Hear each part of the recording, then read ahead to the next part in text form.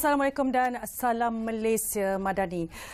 Kita sedia maklum bahawa Pakatan Harapan dan Barisan Nasional kini membentuk Kerajaan Negeri Selangor selepas menang 34 daripada 56 kerusi Dewan Undangan Negeri. Jadi hari ini kita akan mengupas dan juga mendalami tentang 5 tekad Selangor. Apakah sebenarnya komitmennya? Jadi bersama dengan saya pada hari ini, saya perkenalkan tetamu kita yang cukup istimewa, yang cukup segak. Saya perkenalkan YB Daniel Rashid Harun yang merupakan Ketua Pemuda Pakatan Harapan Selangor dan juga Ketua Pemuda Amanah Selangor. Ya. Sebelum tu saya nak ucapkan tahniah YB di atas kemenangan YB di Dun Batu 3. Orang kata tu satu kemenangan yang besar kerana saya suka sebenarnya kerana berjaya menewaskan lawan heavyweight. Kalau boleh YB kongsikan yang pastinya pasti ada YB juga mempunyai matlamat untuk mungkin adanya penambahbaikan. Bagaimana selepas ini YB ingin merealisasikan kata-kata yang telah pun dijanjikan. Bagaimana YB, silakan. Bismillahirrahmanirrahim. Assalamualaikum warahmatullahi wabarakatuh. Terima kasih banyak atas jemputan daripada pihak bernama.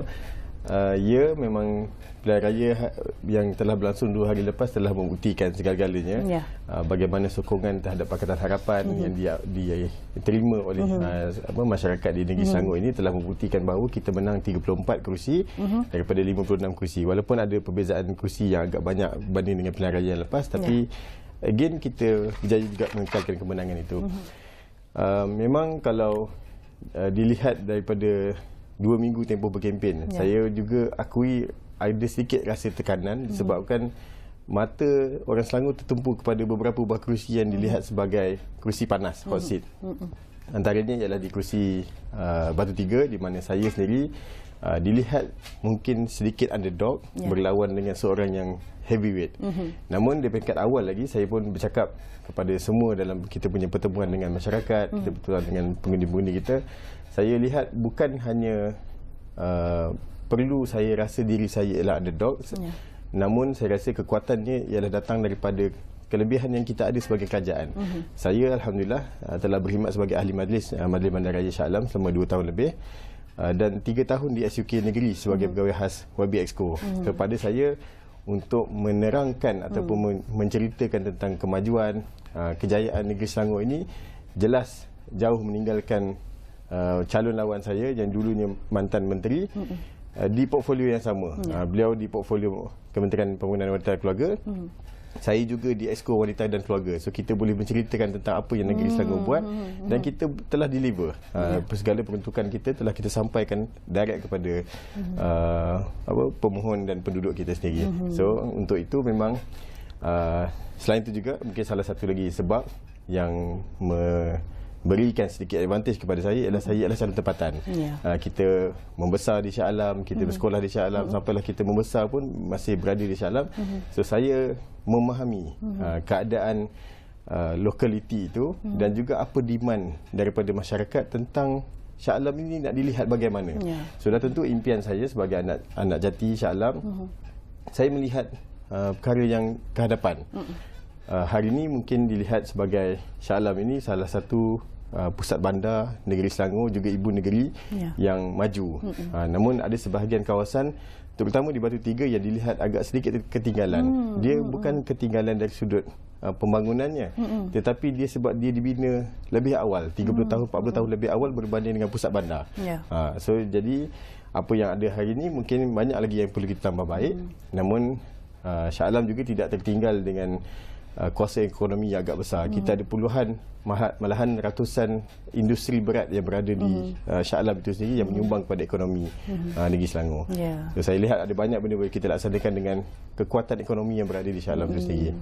Jadi YB, kita tahu YB merupakan anak kepada Allahyarham Harun Salim Bachir. Jadi di dalam hal ini, adakah ia sedikit sebanyak menjadi orang kata faktor penyumbang untuk YB lebih dikenali? Bagaimana? Sedikit sebanyak ya, bila kita turun ke lapangan dan profil kita pun jelas tertulis kita ni adalah anak kepada arwah Harun Salim Bachir, ya. Tetapi dari sudut politiknya, saya tidak pernah berguru politik dengan arwah ayah sebab dia tidak pernah sertai politik secara terus. Namun banyak perkara yang kita belajar daripada dia juga, tentang bagaimana ketika dia menjadi seorang presiden seniman, masa itulah dia terlibat dengan organisasi yang agak besar. So saya juga banyak perbincangan dengan dia, dan dia juga tahu saya sendiri terlibat dalam politik sejak daripada 2008, 2009 gitu. Namun dia tidak menghalang. Dia pun tahu saya pergi ke demonstrasi bersih, kita terlibat dengan politik, kita masuk ke jawatankuasa, kita masuk ke majlis. So semua itu dalam pengetahuan dia. Saya masuk ke majlis ketika dia dah meninggal dunia lah. So ketika pelibatan politik tu dia tahu. Untuk dilihat sebagai dia menghalang itu tidak. Namun saya pernah juga terfikir bila kita turun pergi program politik, naklah juga panggil ayah ke depan, tampil ke depan. Tapi saya juga faham keadaan dia, bahawa dia juga ialah selebriti, orang tumpuan. So untuk meletakkan dia di hadapan, saya ingat akan berisikokan dia dalam dunia industri dia sendiri. So saya pasti Allahyarham juga memberikan, orang kata tu, semangat dan juga sokongan sepenuhnya kepada YB sendiri. Saya sedari sejak daripada awal pelibatan memang dia sangat suportif. Dia juga sangat menyokong dengan apa yang kita buat. Cuma dia pesanlah hati-hati, ialah kita pergi demonstrasi, sebab dia pesan hati-hati. Sekadar itulah. Namun dia pun tidak pernah join politik secara total. So kita banyak berbincang benda berkaitan dengan organisasi, dan ialah biasalah kita hubungan ayah dengan anak lah. Kalau boleh YB kongsikan juga, kita bercakap tentang DUN di Batu Tiga sendiri. Mungkin apakah antara penambahbaikan ataupun sesuatu yang dikira agak mendesak untuk dilakukan pada ketika ini? Kita tahu pada tahun 2021 Shah Alam dan beberapa kawasan di Negeri Selangor ni dilanda banjir. So itu sangat rekod yang sangat teruk lah. Kita pernah berhadapan dengan beberapa siri banjir yang sebelum 2021, tapi tidak seteruk itu. Jadi apa yang saya akan usahakan ialah di samping saya mempunyai hubungan yang baik dengan pihak Majlis Bandaraya Shah Alam, juga kita pun terlibat dalam MKN Negeri Selangor. Banyak benda yang sepatutnya kita perhatikan dari sudut pelan mitigasi banjir yang sepatutnya kita kena mulakan lebih awal. Sebab banjir dan faktor perubahan cuaca ini tidak datang dengan signal. Ada ketikanya datang terus keadaannya begitu saja. Sama macam 2021 lah. So kita tak ada plan perancangan yang cukup kuat. So apa yang saya nampak ialah saya nak cuba selesaikan dulu satu-satu perkara berkaitan dengan banjir dulu. Sebab hari ini kita faham dan maklum beberapa plan sedang berjalan. Pelebaran ataupun pendalaman Sungai Kelang sedang dilaksanakan, dan kemudian bahagian-bahagian kunci air yang sedang dikemas kini hari ini di Seri Muda dan beberapa tempat sedang dilaksanakan. Namun masih banyak perlu dibuat, terutamanya kawasan saliran, kawasan infrastruktur yang ada di kawasan Shah Alam ini perlu dikemas kini supaya kita punya penyaluran air itu boleh dikeluarkan dengan cepat. So overload air itu tidak terus melimpah ke tempat yang tidak diingini lah. So perkara itu berlaku ketika itu ialah sebabkan ada bottleneck dekat satu tempat, maknanya air tak boleh pergi. Dan ketika 2021 semua pun kita maklum, dengan apa juga planning pun susah untuk kita buat apa-apa, sebab paras air sungai dia naik lebih tinggi pada paras yang kita ada. YB, kita tahu baru-baru ini dalam pilihan raya sendiri, jumlah pengundi muda di Selangor mencatatkan antara yang tertinggi sekali. Jadi mungkin YB sebagai Ketua Pemuda Pakatan Harapan Selangor dan juga Ketua Pemuda Amanah Selangor, agaknya apakah perancangan YB dalam pembangunan golongan muda ini sendiri? Bagaimana?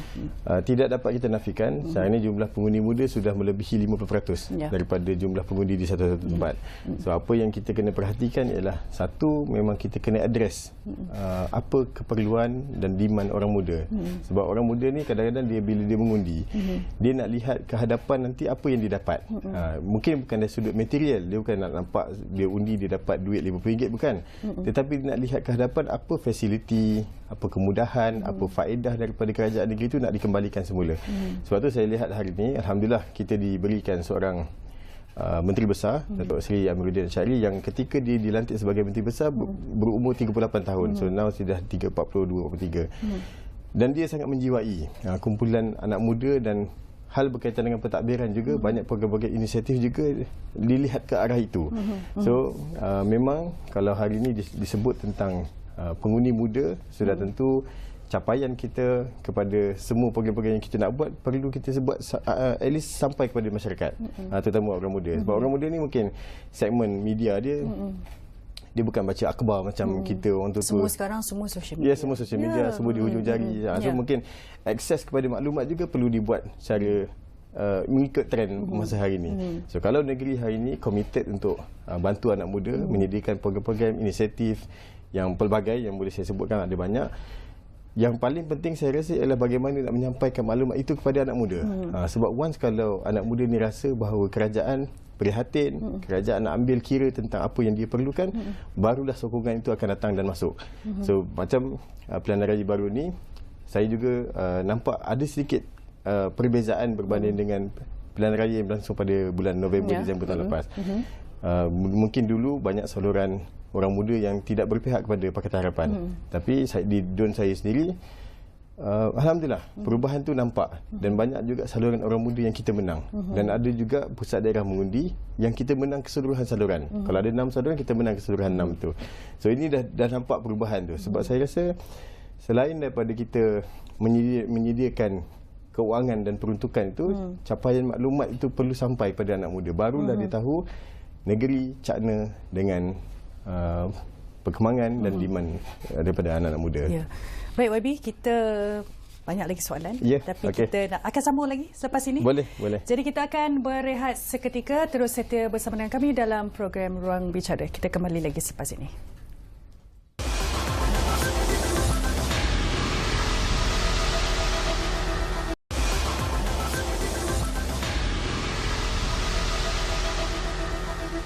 Kembali bersama dengan kami dalam program Ruang Bicara. Saya perkenalkan tetamu kita yang tidak kurang hebatnya. Di sebelah kiri saya adalah Profesor Madya Dr. Mazlan Ali, Pensyarah Kanan Pusat Perdana Fakulti Teknologi dan Informatik Razak UTM. Apa khabar? Ya, baik. Doktor, sihat-sihat hendaknya. Alhamdulillah. Okey, Doktor, mungkin sedikit pandangan daripada Doktor mengenai gabungan Pakatan Harapan dan Barisan Nasional ini menang tetapi gagal menepati ramalan untuk mengekalkan majoriti 2/3 pada pilihan negeri pada kali ini. Pendapat Doktor. Terima kasih. Pertama sekali saya mengambil kesempatan ni dengan pertemuan dengan Yang Berhormat. Tahniah Yang Berhormat kerana telah memenangi kerusi DUN Batu 3. Dan pertama kali mewakili rakyat ke Dewan Undangan Negeri. Tentang di Selangor, keputusan yang sebenarnya pada saya dia adalah manifestasi daripada keputusan PRU ke-15 yang lalu. Dalam keputusan PRU 15 di Selangor, 6 kerusi parlimen telah pun dimenangi oleh Perikatan Nasional. Dan apabila Perikatan Nasional mendapat 22 kerusi dalam pilihan raya negeri Selangor ini, pada saya agak ada kejutan sedikit. Kenapa? Kerana memang pada PRU yang ke-15 yang lalu ada green wave, gelombang hijau yang ketara. Ramai pemerhati menjangka kemungkinan gelombang hijau ini akan surut selepas penubuhan kerajaan perpaduan selama 8 bulan. Mungkin polisi, program dan juga delivery yang dibuat oleh kerajaan perpaduan ini mungkin boleh sedikit meneutralkan gelombang hijau ini.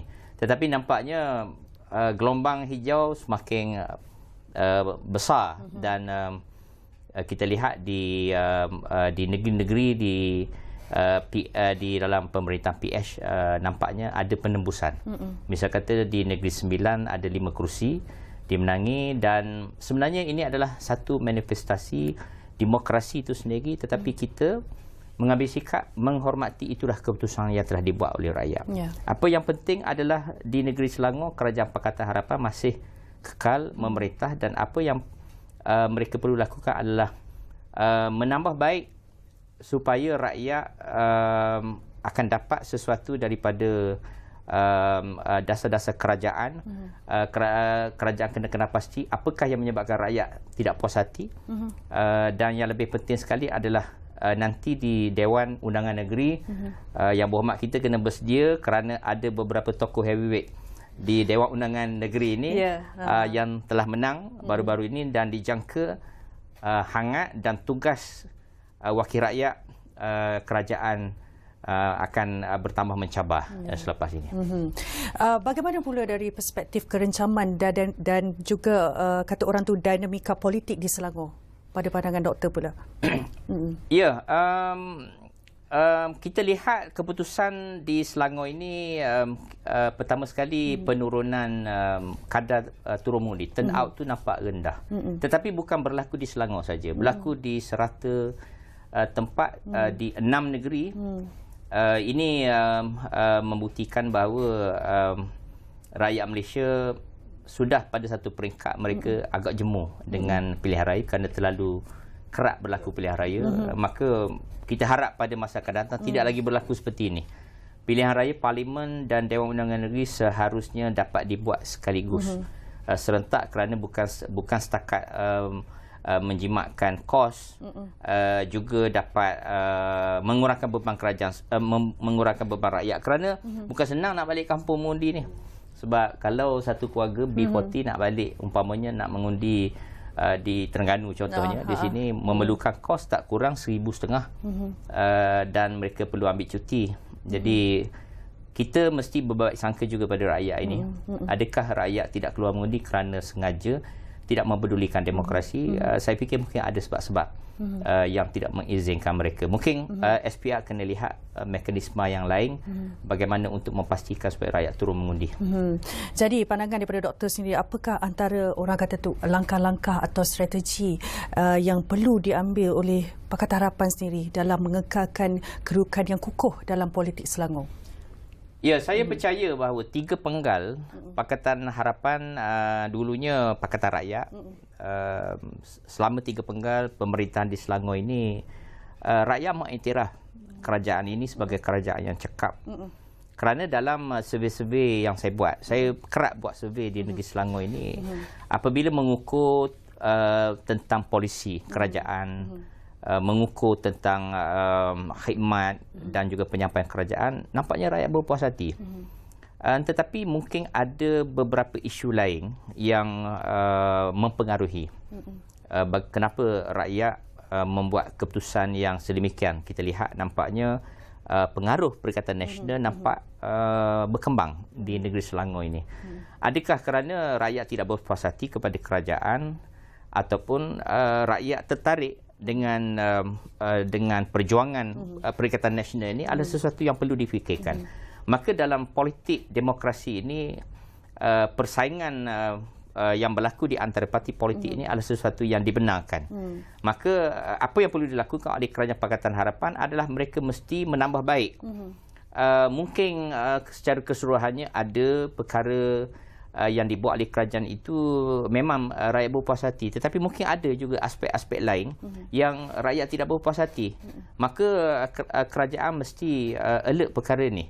Perlu membuat lebih banyak survey, perlu boleh membuat penilaian polisi, adakah polisi yang berlangsung selama beberapa penggal itu masih lagi sesuai.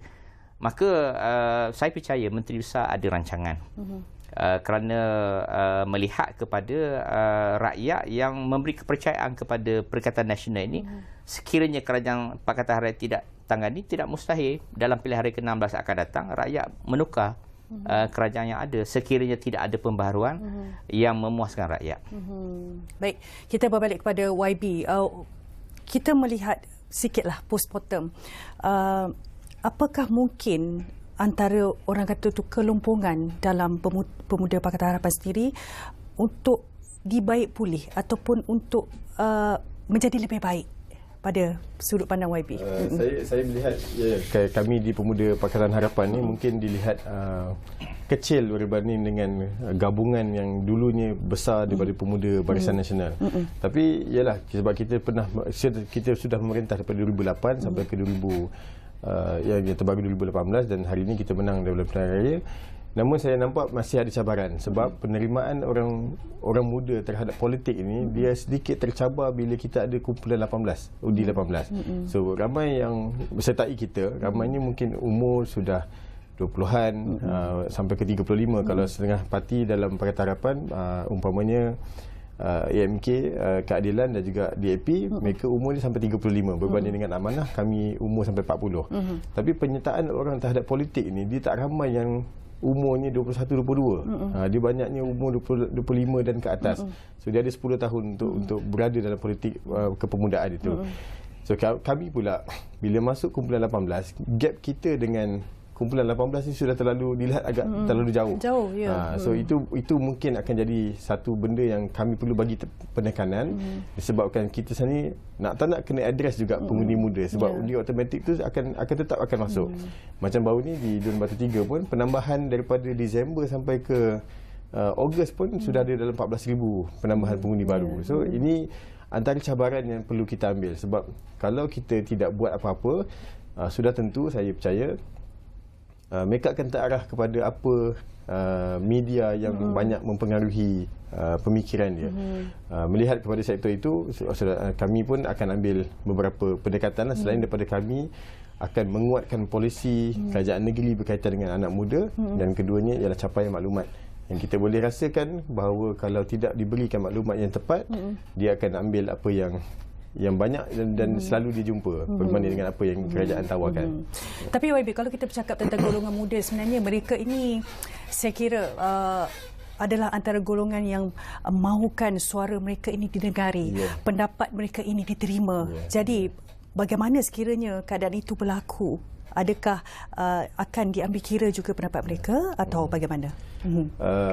Macam saya sebut di awal tadi, alhamdulillah Datuk Menteri Besar kita muda lah, orang yang muda juga. Dan pada pilihan raya kali ini juga saya lihat hampir kesemua parti menawarkan calon orang muda. Saya sebagai Ketua Muda Amanah, kita dicalonkan di Batu 3. Ketua Muda DAP juga dicalonkan, Keadilan juga dicalonkan, BN pun dicalonkan. Maknanya apa yang sedang kita buat hari ini ialah kita nak cuba bawa suara anak muda itu. Sebab hanya ialah kita biasa ayat kita ialah hanya orang muda memahami kepelanan anak muda. So benda tu sebab kita dilihat umur kita berbanding dengan anak muda lebih dekat. So mungkin antara benda yang kami nak cuba bawa untuk akan datang lah, selain daripada kita sudah ada beberapa program untuk anak muda, kita sudah ada penggerak beli tempatan, tapi melihat kepada penyertaan, melihat kepada bagaimana sumbangan idea orang muda terhadap polisi kerajaan, saya nampak dia masih belum ada satu hubungan yang baik yang bersifat jangka panjang. Dia mungkin ada by event base, by contohnya kita buat town hall, tapi lepas tu tak ada. So mungkin apa yang negeri perlu buat lepas ni, dengan kita pun di peringkat federal sudah membangunkan semula rakan muda, mungkin ini akan jadi satu platform yang saya juga berhasrat nak kita bina satu jambatan yang bersifat jangka panjang. Sebab kalau anak muda ini tidak dilibatkan, mereka akan rasa makin lama makin jauh dengan mungkin pemimpin. Terpinggir itu Betul. Selain daripada mereka pun mungkin terpinggir dalam masyarakat komuniti, contohnya surau masjid pun tidak dilihat bersama. So hubungan tu dengan pemimpin negeri pun dilihat jauh. So makin lama dia akan rasa jauh, hampir last kali suara mereka tidak dengar. So dia akan buat perubahan demi perubahan. Tapi kadang golongan muda ni mereka ini kadang-kadang adanya sifat memberontak juga pada masa sama dia. They are very rebellious. But one thing yang kita perlu address ialah mereka ni bijak. Masih dalam golongan ini mereka juga bijak untuk buat pilihan. Sebab mereka fikir tentang diri dia. Dan dia bukan hanya fikir diri dia hari ini. Dia fikir diri dia untuk 5 tahun, 10 tahun akan datang. So ini pun benda yang penting juga. Sebab kalau kita anggap mereka ni buat keputusan sembrono, saya tak setuju tentang itu, sebab mereka tetap akan ada pertimbangan kenapa dibuat keputusan itu. Dan tapi apabila kita tengok senario, apabila ditampilkan calon-calon yang orang kata muka baru ini, sebenarnya saya merasakan ia adalah salah satu daripada orang kata itu strategi untuk meninggalkan amalan politik yang konservatif mungkin. Bagaimana pula? Saya boleh bersetuju, tapi nanti parti akan marah saya lah. tapi ya, dari sudut ideanya je. Sebab hanya dengan meletakkan muka baru, barulah idea baru akan masuk ke dalam. Sebab kalau kita lihat, sebenarnya kalau pemimpin lama pun dia ada pro and cons juga. Mereka sudah melalui beberapa fasa kepimpinan, so dia tahu apa yang dulu pernah buat tak perlu buat lagi. Iaitu that one bagus. Tapi ada satu lagi idea ialah kalau muka fresh masuk, dan idea tu akan datang lebih banyak. Kita serahlah kepada pemimpin kita yang sudah lama itu untuk buat pertimbangan. Paling tidak kita lontarkan dulu idea yang kita nak buat. Tapi alhamdulillah hari ini kalau daripada Parti Amanah sendiri, kita menang 5 kerusi, 4 muka baru menang pada siri pilihan raya kali ini. Jadi doktor, masih lagi berlandaskan soalan yang sama doktor. Dengan adanya calon-calon muka-muka baru, berwajah baru ini, adakah secara tidak langsung memberikan satu orang kata tamparan dan juga kesan yang positif terhadap politik itu sendiri? Ya, sudah pastilah calon-calon muda ini adalah merupakan satu perkara yang tinggi ratingnya di kalangan pengundi. Pengundi melihat orang baru ni dalam pahaman mereka orang muda lah. Kerana orang muda ini mereka lebih bertenaga. Dan orang yang bertenaga ini semangatnya juga adalah luar biasa. Dan mereka mampu memberi khidmat kepada rakyat dengan lebih. Terutamanya di kawasan bandar ini. Kawasan bandar ini lazimnya mereka cenderung kepada calon-calon yang baru dan muka baru dan juga mereka daripada orang muda. Dan satu perkara yang perlu kita ambil perhatian adalah di dalam proses politik di Malaysia pada hari ini, kesan daripada umur 18 automatik itu. Kumpulan orang-orang muda yang kita tarikh 40 tahun ke bawah ni, mereka adalah kumpulan majoriti. Kumpulan majoriti dalam segmen pengundi, dan kerana itu Perikatan Nasional menunjuk prestasi yang baik kerana pada hari ini Perikatan Nasional dapat sokongan daripada orang muda. Mungkin disebabkan olahan dan juga cara mereka menarik anak-anak muda ini melalui aktiviti ataupun melalui program-program politik yang mampu untuk diterjemahkan dalam bentuk undi. Saya menyarankan kepada parti-parti politik, termasuklah parti Pakatan Gabungan Pakatan Harapan dan Barisan Nasional, mereka tidak boleh alpa kepada golongan muda ini, kerana kumpulan muda ini mereka adalah satu kumpulan yang mudah terpengaruh dan pada masa yang sama mudah juga membuat swing. Mereka boleh menukar arah kerana mereka ni sebenarnya tidak terlalu setia sangat kepada parti politik. Mereka ni adalah kumpulan yang senang dipengaruhi, maksudnya dalam arti kata mereka mesti didekati, mesti disentuh, dan cara sentuhan mereka ni mestilah menggunakan kaedah yang sesuai. Hari ini sesengah pihak tidak begitu memahami bagaimana nak menangani orang muda. Orang muda ni banyak kategori. Contohnya kalau umur 18-20 itu lazimnya mereka cenderung untuk mengakses platform media sosial seperti TikTok, Facebook tu yang agak lebih dewasa, Twitter dalam umur 25 ke 30. Kalau televisyen pula lazimnya orang perempuan lebih banyak masa mereka dengan televisyen. Kerana sebahagian daripada wanita itu adalah suri rumah ataupun mereka yang masa lapangnya bersama keluarga. Jadi perkara-perkara ini perlu dikenapasti oleh parti politik melalui tinjauan, kajian dan seumpamanya untuk memahami tingkah laku pengundi ini adalah sesuatu yang perlu mereka beri penekanan. Malah untuk PRU yang akan datang, yang ke-16 akan datang, cabaran lebih besar. Bagaimana untuk menguasai segmen orang muda ni, kerana bilangan mereka sentiasa bertambah pada setiap masa.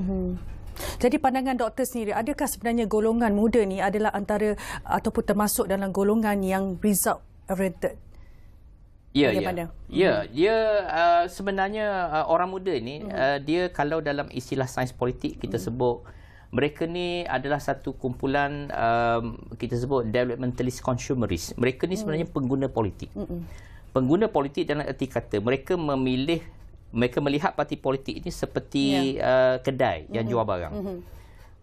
Hari ini mereka masih membeli di kedai Pakatan Harapan, tapi tak sebanyak pilihan raya dulu. Mungkin ada produk-produk yang dikeluarkan tu dah tak berapa menarik minat mereka. Mereka lihat dalam kedai Perikatan Nasional. Pilihan raya 16 akan datang, mereka lihat lagi. Kalau ada produk-produk yang lagi bagus, sama ada mereka menukar kedai ataupun mereka mengekalkan kedai yang ada.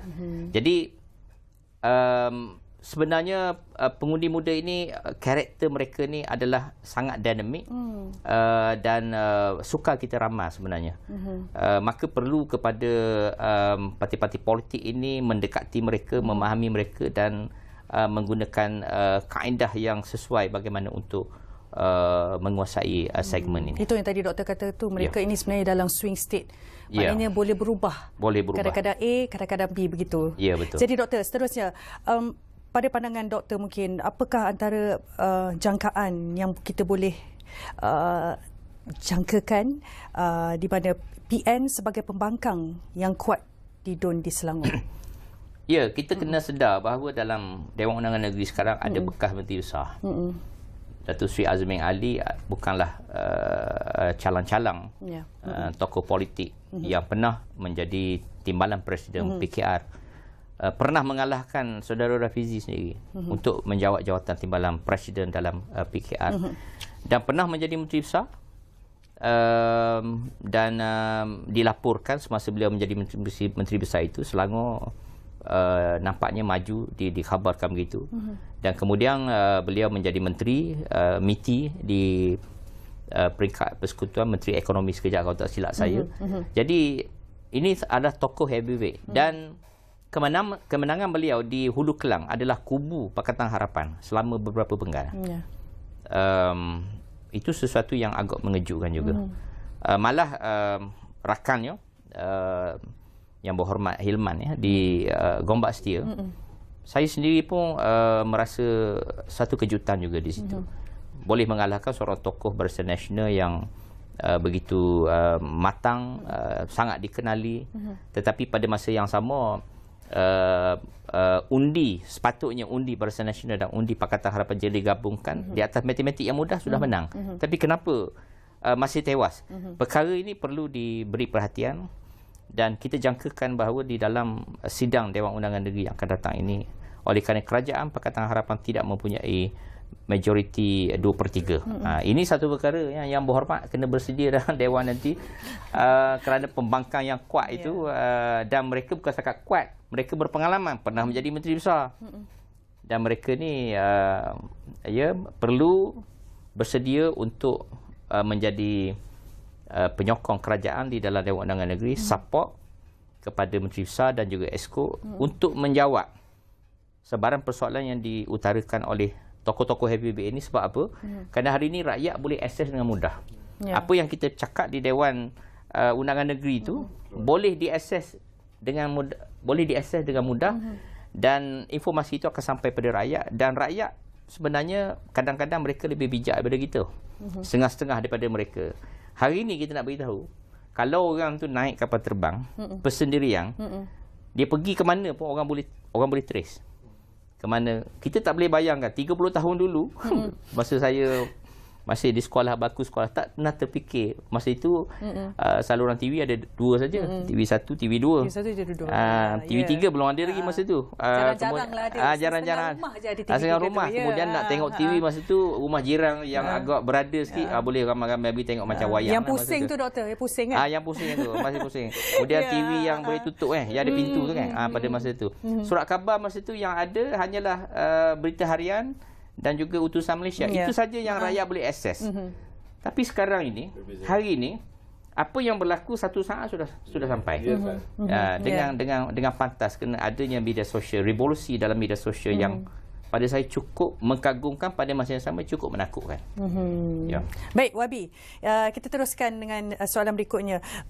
Pandangan YB, dengan kemenangan 22 kerusi ini, secara langsung PN membentuk pembangkang yang kuat di DUN Selangor. Mungkin apakah antara persediaan PH dalam menghadapi situasi ini, YB?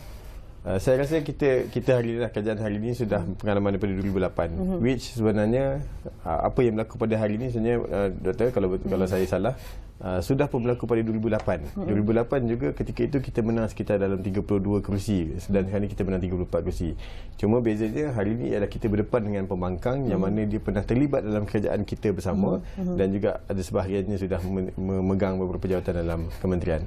So antara persediaan kita sudah tentu memang kita harus mempersiapkan ke semua adun-adun kita. Juga saya lihat dalam beberapa hari ini barisan Exco akan dibentuk. Sudah tentu ketika itulah kerajaan mesti Datuk Menteri Besar perlu siapkan segera apa sebenarnya naratif yang nak dibawa. Hari ini kita bukan bercakap tentang kita nak memulakan pentadbiran. Kita sudah bercakap tentang kita nak memajukan negeri dan kita nak menambah baik program-program yang telah kita laksanakan.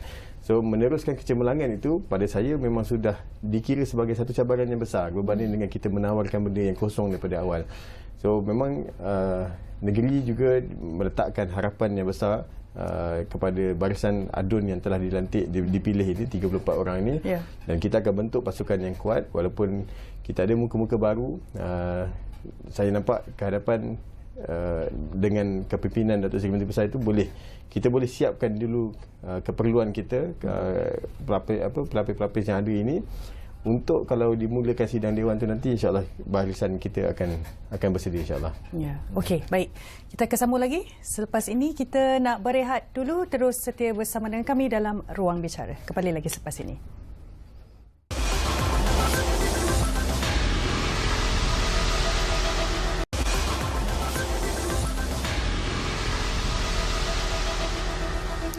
Kembali bersama dengan kami dalam Ruang Bicara. Doktor, jadi apakah agaknya perkara yang orang kata tu perlu dihindari bagi memastikan imej dan juga reputasi yang baik bagi wakil rakyat PH dan BN secara keseluruhannya, Doktor? Ya, pada hari ini rakyat menilai prestasi wakil rakyat. Itu kena pasti. Kerana dalam survey-survey saya, bila kita tanya tentang prestasi wakil rakyat ni, mereka memberi markah. Sebahagian besar daripada mereka mengetahui wakil rakyat mereka dalam konteks negeri Selangor ini. Kalau di negeri Pantai Timur mungkin berbeza, kerana di Pantai Timur mungkin mereka lebih menyokong parti berbanding wakil rakyat. Wakil rakyat tu apabila mewakili parti dia boleh menang. Tetapi di negeri Selangor ini pengundi melihat prestasi wakil rakyat itu sebagai penilaian dia sepanjang 5 tahun. Jadi walaupun wakil rakyat itu mahu mempertahankan kawasannya pada masa akan datang, dia tidak boleh semata-mata bergantung kepada parti. Walaupun kita tahu Pakatan Harapan adalah satu coalition yang memang terkenal di Selangor ini, sangat berpengaruh, tetapi calon tidak semata-mata boleh bergantung kepada parti itu. Dan kita lihat dalam pilihan raya baru ni, ada tokoh-tokoh lama daripada Pakatan Harapan tewas. Sepatutnya dengan khidmat yang lama itu menjadi asas kepada pemilihan beliau yang seterusnya. Jadi saya fikir wakil rakyat Pakatan Harapan dan juga Barisan Nasional. Barisan Nasional sebagai satu gabungan baru di dalam kerajaan perpaduan ini perlu menyelaras dari segi pelaksanaan program-program mereka di kawasan-kawasan, dan pada masa yang sama adalah yang mustahak sekali adalah perancangan di peringkat persekutuan kerajaan Datuk Seri Anwar Ibrahim mempunyai satu target dan mempunyai satu model. Misalnya ekonomi madani, konsep madani yang nak dicapai itu. Maka Perdana Menteri juga sering bercakap tentang ketelusan, tentang transparan, tentang anti rasuah dan sebagainya. Maka wakil rakyat daripada Barisan Nasional dan juga PH mestilah menyesuaikan kedudukan mereka ni dalam situasi acuan yang sedang dibuat oleh kerajaan perpaduan di peringkat persekutuan. Supaya ia tidak bercanggah dan secara tidak langsung rakyat akan melihat kerjasama yang akrab antara wakil rakyat, Barisan Nasional dan juga Pakatan Harapan ini sebagai satu sebab untuk rakyat terus memilih mereka pada pilihan raya akan datang. Sekarang dah 2023 dah nak habis, dah masuk 2024. Dah bila masuk 2024 bermaksud sudah 2 tahun usia parlimen. Masuk 2025 dah mula panas balik. Mengenai politik akan sibuk pada masa itu. Kerana politik ini yang semakin panas ini, selepas 3 tahun isu-isu politik akan kembali membara, dan pada masa itu rakyat akan dibekalkan informasi-informasi. Maka rakyat akan menilai sejauh mana wakil rakyat yang ada ini sudah melaksanakan tugas mereka. Jadi pada saya penting muhasabah perlu ada kepada wakil rakyat. Mereka kena ingat bahawa mereka diberi mandat oleh rakyat. Maka tanggungjawab adalah untuk menyempurnakan, untuk membantu rakyat. Itu adalah tugas utama mereka. Dan di negeri Selangor, majoriti pengundi-pengundinya adalah kumpulan partisipan. Kumpulan partisipan ini dia menilai prestasi. Itu satu yang nyata. Dan saya percaya YB kita walaupun orang baru, saya tahu beliau ni orang yang kuat bekerja. Kerana dalam survey-survey saya di negeri Selangor ini, antara anak-anak muda yang dikenali oleh orang Selangor adalah Yang Berhormat kita. Dan ini sesuatu permulaan yang baik bagi beliau. Ya. Baik, kita masih lagi bercakap tentang reputasi. Pada pandangan YB sendiri, mungkin bagaimana YB hendak membawa pemimpin muda Pakatan Harapan sendiri untuk orang kata itu membina satu signature ataupun secara keseluruhannya dari segi mungkin performance selepas ini. Saya boleh sentuh satu perkataan iaitu fresh, segar lah. Hari ini saya Alhamdulillah daripada barisan pemuda Pakatan Harapan, kami semua ada wakil. Setiap ketua dalam parti pemuda, kami semua menang dalam pilihan raya masing-masing. Hanya kecuali Dato' Imran di Sungai Panjang, Ketua Muda BN, dia tewas di Sungai Panjang. So bila kita nak bawa satu imej baru, saya nampak imej segar itu perlu ditonjolkan. Memang hari ini cabaran kita ialah penyampaian maklumat kepada anak muda, dan saya akan ambil satu cabaran di mana kalau dulu mungkin wakil rakyat tidak bermain bola, wakil rakyat tidak bersama dengan anak muda dalam menyertai aktiviti yang dia buat, saya akan ambil cabaran itu. Maknanya kita akan turun padang sampai ke tahap itu. Sebab benda itu benda yang boleh dilaksanakan pun. Kita sendiri, saya sendiri pun aktif, masih lagi aktif bermain sukan, bola sepak dan badminton. So benda-benda yang bersifat terjun dan bersama dengan mereka itu akan jadi keutamaan kita. Dan saya juga akan pesan kepada barisan pemuda Pakatan Harapan. Hari ini kita kerajaan, dan kalau dulu kita nak bandingkan dengan 2018, rata-rata kami semua tidak ada wakil pemuda dalam kerajaan. So hari ini kita sudah ada wakil. Now waktu dan masa perlu kita buktikan kepada masyarakat, termasuk juga kita nak bagi tahu kepada parti, inilah benchmark yang sepatutnya kita sediakan. So benchmark dia telah dibuat pada tahun 2023, semua ketua parti telah bertanding dan menang, dan tradisi itu perlu diteruskan lagi. Tapi dengan syarat, saya juga setuju penilaian terhadap calon, penilaian terhadap wakil rakyat itu juga penting. Maknanya kalau delivery kita kepada masyarakat dan terutama anak muda itu boleh dibuat dan berjaya, mungkin kita satu masa pilihan raya akan datang, mungkin saluran muda kita lebih dapat banyak sokongan sebab kita bersama dan kita mendengar kumpulan anak muda. Dan sudah tentu saya juga telah lihat 5 tekad dan tawaran kita. Umum kita tahu semua itu kebanyakannya idea-idea yang telah diolah sebelum pada pilihan raya. Tapi ada benda dan perkara, bila pengalaman saya juga sebelum ini bersama dengan kerajaan di SUK, ada banyak benda boleh kita olah sebenarnya. So kamilah yang akan ambil tanggungjawab untuk kita olah beberapa perkara yang telah kita tawarkan itu supaya dia benar-benar menepati kehendak dan keperluan anak muda. Saya mungkin satu-satu bila sebut tentang wanita bekerja yang dapat allowance tambahan ataupun bantuan daripada kerajaan negeri untuk bantuan anak-anak dihantar ke pengasuh. So mungkin bila kita turun ke bawah, mungkin berbeza sedikit pendekatannya. So kami nak bawa suara itu, walaupun polisi itu telah dibentangkan sebagai tekad, kami nak ambil tanggungjawab untuk kita mungkin boleh buat perubahan polisi daripada tahun semasa ke semasa. Sebab kita ada 4 tahun pentadbiran, kita boleh buat perubahan demi perubahan. Jadi YB, maybe approach yang cross your mind, agaknya apakah antara pendekatan awal yang YB akan lakukan untuk mendekatkan dengan golongan-golongan muda ini? Sudah tentu melihat kepada demand yang ada pada anak muda hari ini, mereka nak lihat bahawa pemimpin itu bersama dengan mereka. Saya mungkin dalam siri kempen saya pun saya sebut saya akan buka seluasnya pusat khidmat Dewan DUN itu nanti supaya dia boleh menjadi akses kepada masyarakat.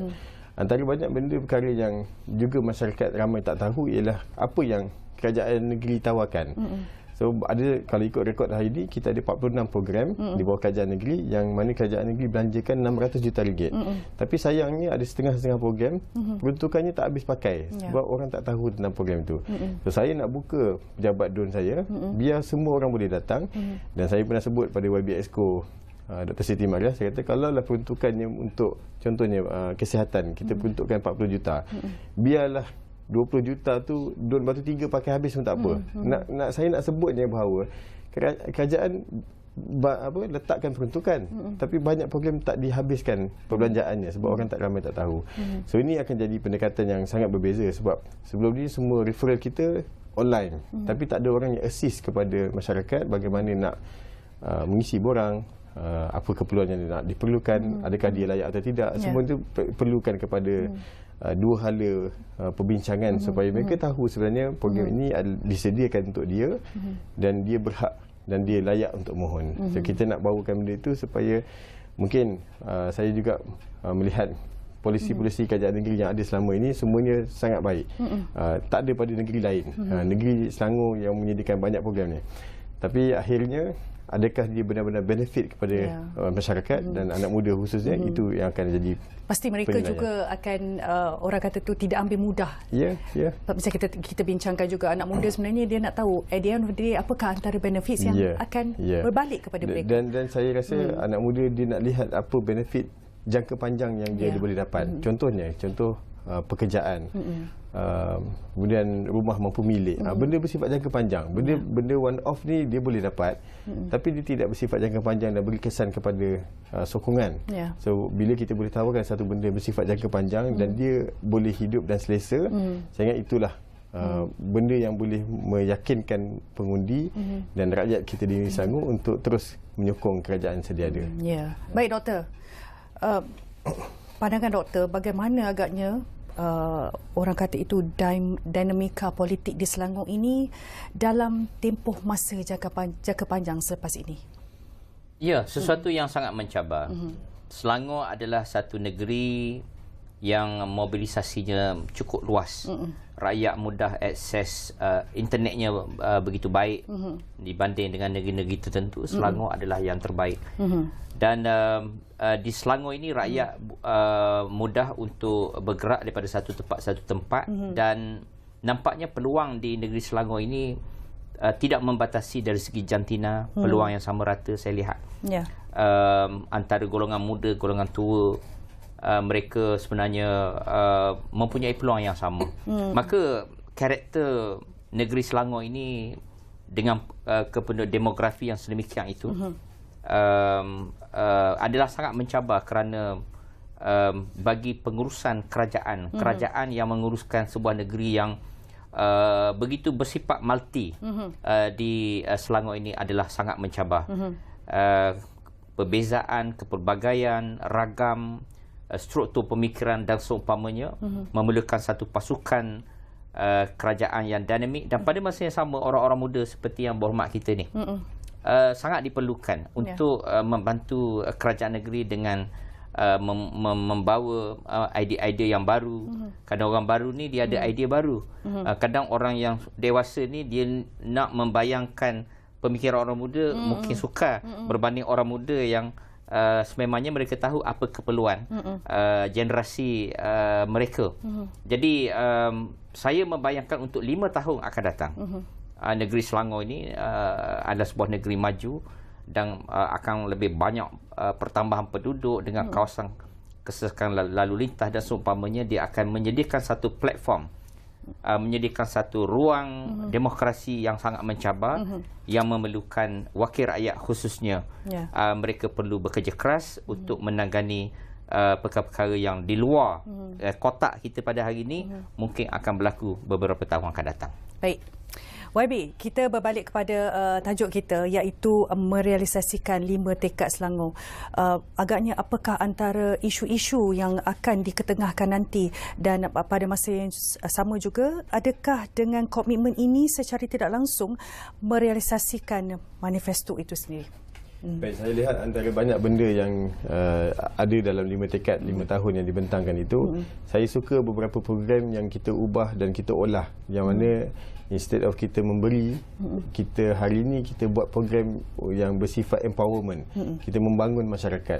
So ada banyak juga program yang kalau dahulu kita hanya beri bantuan, hari ini kita bukan lagi bagi bantuan, kita beri kepada pembangunan yang mungkin dia boleh dapat bersifat jangka panjang. Sebagai contoh, saya dulu jaga Jabatan Anak Istimewa Selangor sebagai ketua jabatan di Kerajaan Negeri Selangor.